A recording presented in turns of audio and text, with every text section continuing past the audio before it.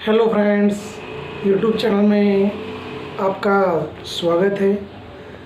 आज हम गुजरात माध्यमिक शिक्षा बोर्ड कक्षा 12 हिंदी मीडियम विषय अर्थशास्त्र चैप्टर नंबर 2 वृद्धि और विकास के निर्देशक, उसके बारे में हम चर्चा करने वाले हैं।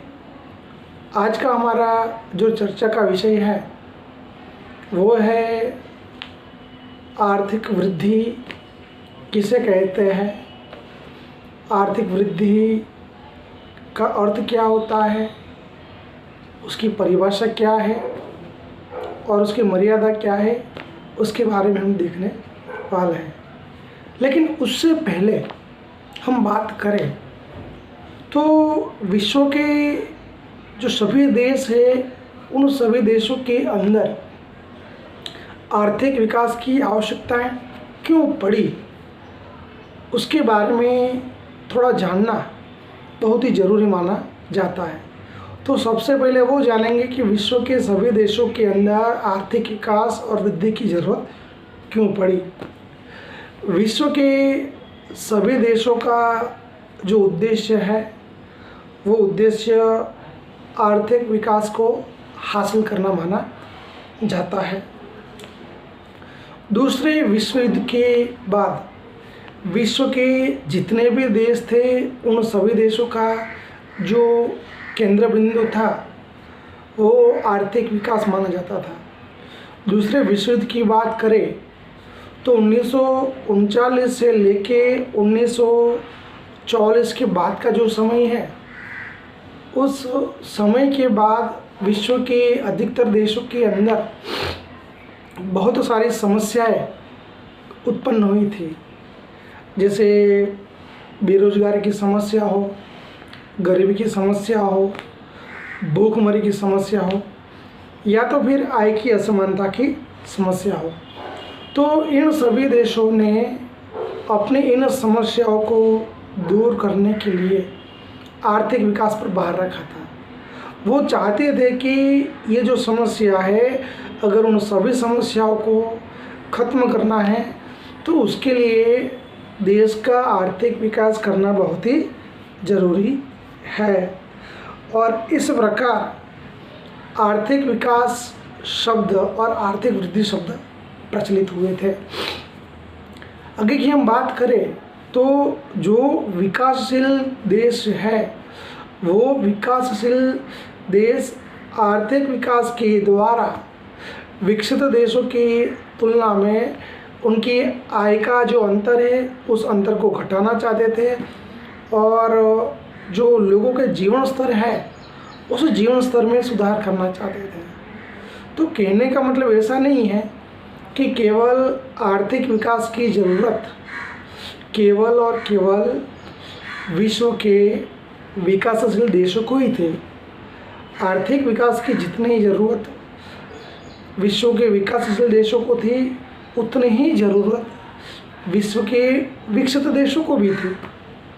जो विश्व के विकासशील देश थे वो विकासशील देश अपनी जो भी ये समस्याएं थी, गरीबी की समस्या हो, बेरोजगारी की समस्या हो, आर्थिक असमानता की समस्या हो, भूखमरी की समस्या हो, तो इन सभी समस्याओं में से बाहर आने के लिए आर्थिक विकास को अपनाना चाहते थे। जबकि जो विकसित देश थे वो विकसित देश अपने लोगों को का जो जीवन स्तर है वो जीवन स्तर बना रहे, उसे मेंटेन कर सके, यह उनका उद्देश्य माना जाता था।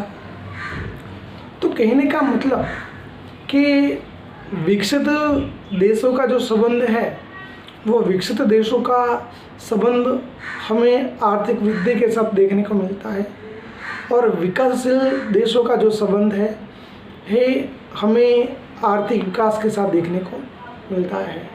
आर्थिक विकास के जो प्रश्न हैं वो सारे प्रश्न आई थिंक विकासशील देशों के साथ जुड़े हुए प्रश्न हैं और आई थिंक आर्थिक वृद्धि के जो प्रश्न है वो आई थिंक विकसित देशों के साथ जुड़े हुए देखने को मिलते हैं।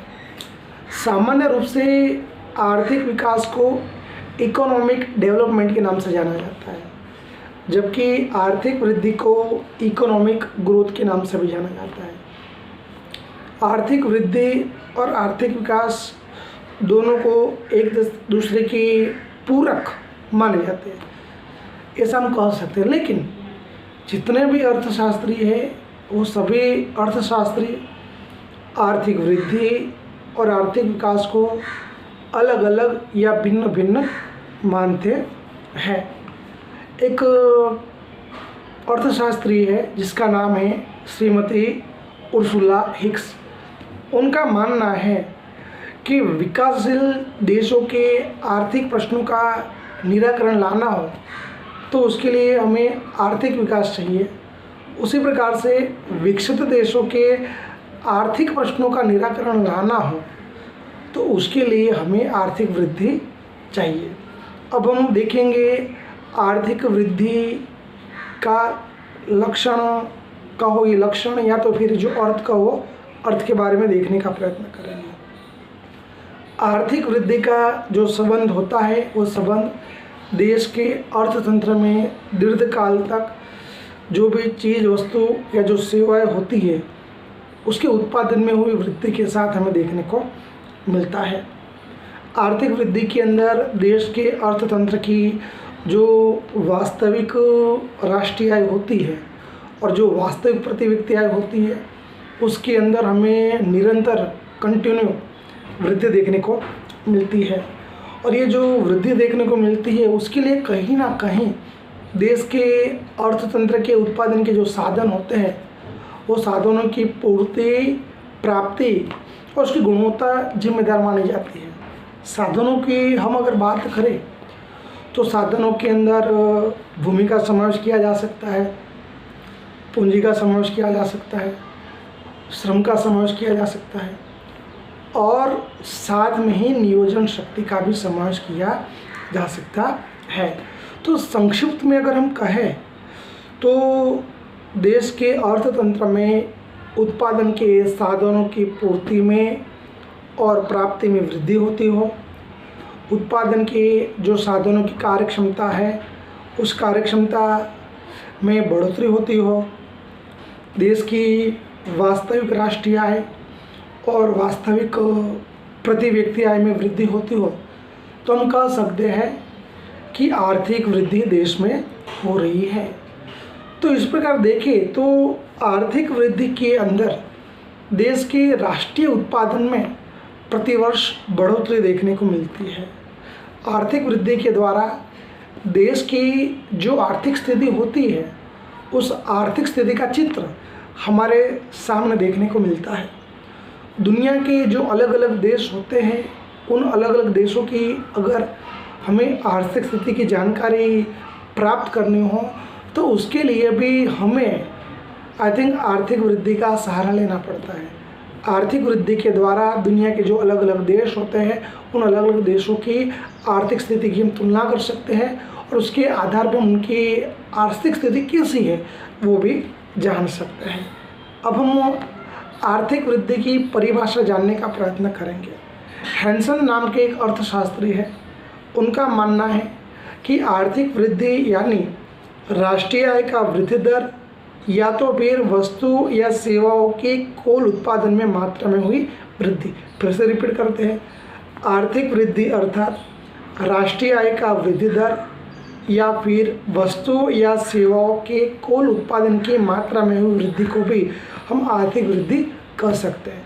तो इस प्रकार हमने देखा शुरुआत में कि विश्व के अलग अलग देशों के अंदर आर्थिक वृद्धि और आर्थिक विकास की आवश्यकता क्यों पड़ी, दूसरे विश्व युद्ध के बाद की परिस्थिति कैसी थी, आर्थिक वृद्धि और विकास के लिए अंग्रेजी में कौन से शब्दों का प्रयोग किया जाता है और जो श्रीमती उर्सुला हिक्स है उनका आर्थिक वृद्धि और विकास के बारे में क्या मानना है, आर्थिक वृद्धि का अर्थ क्या है, आई थिंक उसका संबंध किसके साथ है, ये सारी चीज़ें हमने देखने का प्रयत्न किया, उसकी परिभाषा भी देखने का प्रयत्न हमने किया।